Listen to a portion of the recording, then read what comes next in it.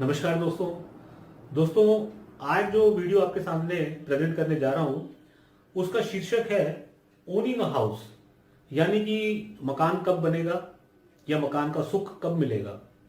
दोस्तों, दुनिया में अगर कहीं पे स्वर्ग है तो इंसान को वो स्वर्ग अपने घर में ही सबसे ज्यादा उसकी अनुभूति महसूस होती है। अपना घर सबसे बड़ा सुख है, चाहे वो छोटा है चाहे वो बड़ा है, लेकिन होना आपका अपना चाहिए। हर इंसान का सपना भी यही होता है कि उसका मकान बन जाए, या अगर उसके पास में कुछ मकान है रहने के लिए तो वो सोचता है कि वो अपने बच्चों के लिए भी ऐसा कुछ इंतजाम कर दे कि उनका भी अपना घर बन जाए। मेरे पास में डेली बेसिस पे ऐसे कई सारे क्वेश्चंस आते हैं कि लोग पूछते हैं कि पंडित जी मकान कब बनेगा, मकान के योग कब बन रहे हैं।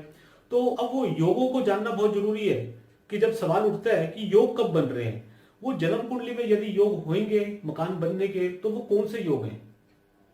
आइए सबसे पहले मैं आपको एक लाइव एग्जांपल से वो योग समझाता हूं। दोस्तों, ये जो जन्म कुंडली आपके सामने आज डिस्कस करूंगा, ये भारत के सबसे पहले प्रधानमंत्री श्री जवाहरलाल नेहरू जी की जन्म कुंडली है।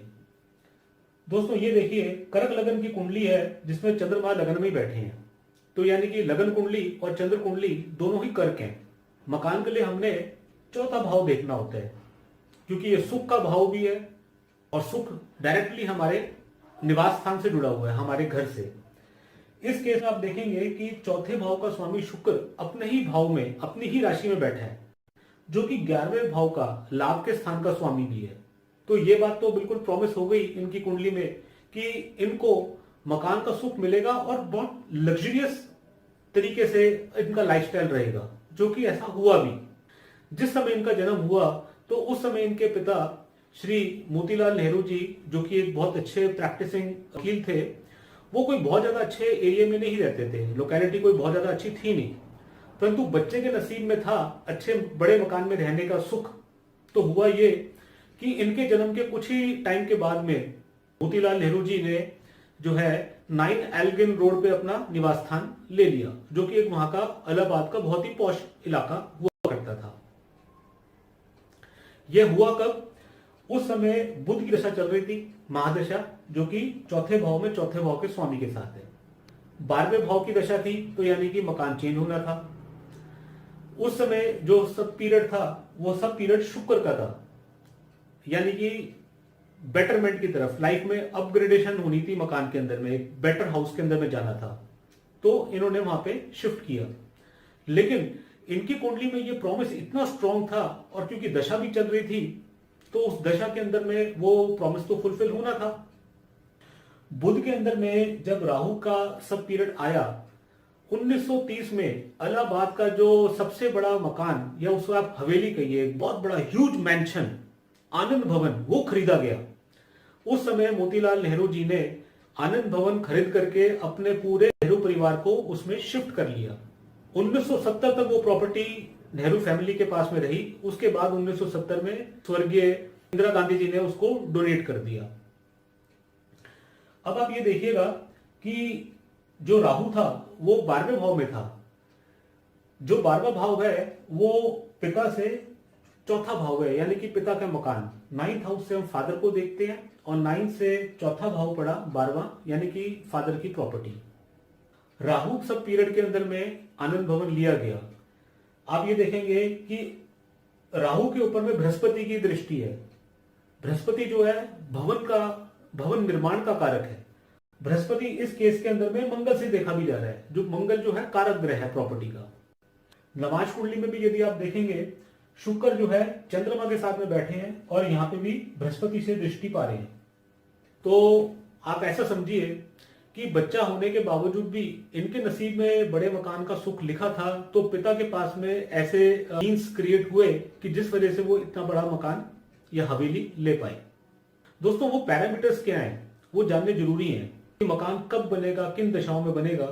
तो मकान के लिए सबसे पहले आपने क्या है, 4th हाउस देखना होता है। चौथे भाव के अंदर में कौन से ग्रह बैठे हैं, वो किन भावों के स्वामी हैं। चौथे भाव का जो स्वामी है वो कहां बैठा है, क्या उसका कोई रोल 10th हाउस से बन रहा है, क्योंकि चौथे से 7वां भाव 10th हाउस है, यह आपका कर्म स्थान है। यदि इन दोनों का कोई लिंक बन रहा हो आपस में और साथ में कारक ग्रह मंगल भी जुड़ जाए या शनि भी जुड़ जाए तो मल्टीपल कई सारे मकान, कई सारी प्रॉपर्टीज आपकी बन जाएंगी।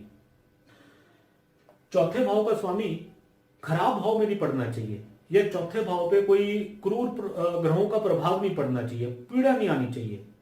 चौथे भाव का कोई कॉन्टैक्ट यदि तीसरे से, छठे से, 10वें से, 11वें से हो जाएगा तो भी आप क्या है कि मकान अपना बनाने में कामयाब होंगे, क्योंकि 3rd, 6th, 10th और 11th ये हाउसेस लाइफ में उपक्षय भाव हैं। उपक्षय का मतलब कि लाइफ में आप अपग्रेड करेंगे, एक स्टेप और ऊपर जाएंगे, फर्दर जाएंगे लाइफ के अंदर में। इसमें आपने कारक ग्रह मंगल को भी देखना है और बृहस्पति को भी देखना है। इन दोनों का स्ट्रॉन्ग होना भी बहुत जरूरी है।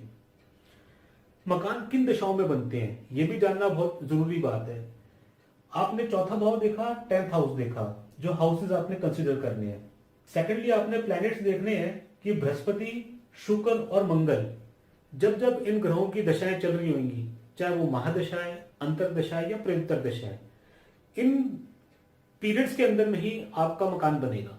बहुत बारी ऐसा भी होता है कि कुंडली के अंदर में धन योग होते हैं। कई लोग कहते हैं कि जी हमारे पास पैसे की कमी नहीं, लेकिन मकान कभी खरीद नहीं पाते, या मकान खरीदने की कोशिश करते हैं तो नुकसान पड़ जाता है, एडवांस देते हैं एडवांस डूब जाता है। तो ये जानना जरूरी है कि जरूरी नहीं कि सिर्फ पैसे की वजह से भी आप मकान बना पाएंगे या मकान का सुख ले पाएंगे। बहुत केसेस में मैंने ऐसा भी देखा है कि मकान के सुख के योग बने हुए हैं परंतु पैसा नहीं पास में। ऐसे में क्या है कि योग ने तो पूरा अपना काम करके दिखाना है, तो ऐसे लोगों को क्या है कि लोन्स मिल जाते हैं, लोन्स के जरिए वो अपना मकान बनाने में कामयाब हो जाते हैं। बहुत बारी आप ये भी देखेंगे कि आपको इनहेरिटेंस यानी कि पुश्तैनी अपने घर से जो प्रॉपर्टी है वो आपको इनहेरिट आप कर लेते हैं, तो इनहेरिटेंस में आपको प्रॉपर्टी मिल जाती है। तो कैसे भी वो प्रॉपर्टी आपके पास आती है या आपको उस प्रॉपर्टी में रहने का सुख मिलता है, ये सारे पैरामीटर्स कुंडली से देखेंगे तभी उस बात की जजमेंट तक आप पहुंच पाएंगे कि मकान बनेगा कि नहीं बनेगा, यदि बनेगा तो कब बनेगा, और मकान का सुख नसीब में है कि नहीं है। ये सारे पैरामीटर्स पंडित नेहरू जी की कुंडली में थे, तो उन्होंने अपनी पूरी लाइफ जो है बहुत अच्छी लाविश तरीके से बहुत बड़े मकानों में, बड़े हवेलियों में, बहुत अच्छी गुड लिविंग के साथ में बिताई। इस तरीके के योग कई सारे कॉमन लोगों की कुंडलियों में भी होते हैं, जो कि बहुत बड़े सेलिब्रिटी नहीं होते, फिर भी वो अपना जीवन काल बहुत आराम से कंफर्टेबल तरीके से बिता पाते हैं।